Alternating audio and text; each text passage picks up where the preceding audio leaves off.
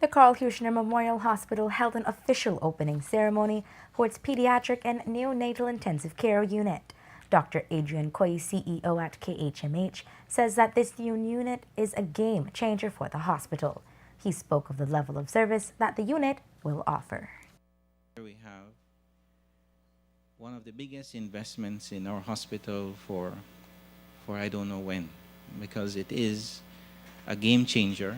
It's transforming the landscape of healthcare delivery, and in a way, it will result in a remarkable elevation in the level of care that is to happen here in a facility that is designed for, well, 8 pediatric intensive care patients, 23 neonatal intensive care patients, and it is extremely special in the consideration given to the parents, because as you know, we have parents coming from far and wide, and they may not have ability to stay anywhere in Belize City, and this is a very compassionate and excellent move and part of our design, and we're very, very proud of it. Special Envoy for Women and Children Kim Simplis Barrow spoke on what inspired her to spearhead the efforts for this unit. It has taken years of hard work, support from countless people and organizations, and of course, major fundraising efforts that continued right up to the past few weeks. The journey has been remarkable.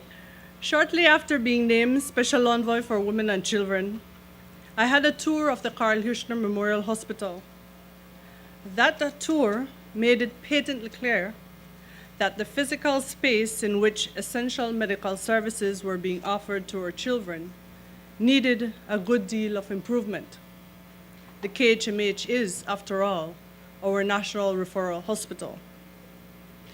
But ladies and gentlemen, what really galvanized me into action that day was seeing a child in the general ward with adults, because there was no room in the children's ward. That child, that little person, looked so incredibly displaced. And in that moment, the severity of the situation came into sharp focus for me. It was obvious that the needs of a growing population had outstripped the capacity of a facility that had been established in the mid-1990s. The Pediatric and Neonatal Intensive Care Unit received numerous donations towards the development of the facility. Some of the bigger donors were See and Taste Belize, who donated $85,200. The Social Security Board donated $350,000.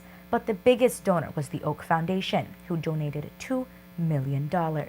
Program Officer for the Oak Foundation, Imani Fairweather Morrison, spoke about why they did not hesitate to participate in the cause.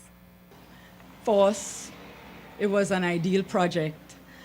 And when you look at the mission of the Oak Foundation, for those who are not familiar, we commit our resources to, yes, environmental and social causes, but those that affect the lives of those who are most disadvantaged amongst us. A newborn child who needs to be in an incubator ought to be given a fighting chance to survive. And so for us, it was a natural alignment with with our own policies and principles and philosophy.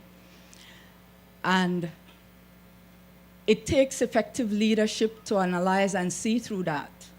You know, Mrs. Barrow was able to do her research, find out exactly what the foundation is interested in, especially since we're not always highly elevated in our profile. She was able to convince us. And so for me, I'm incredibly excited to be here today to see the conclusion of that project. The unit starts operation in the first week of December.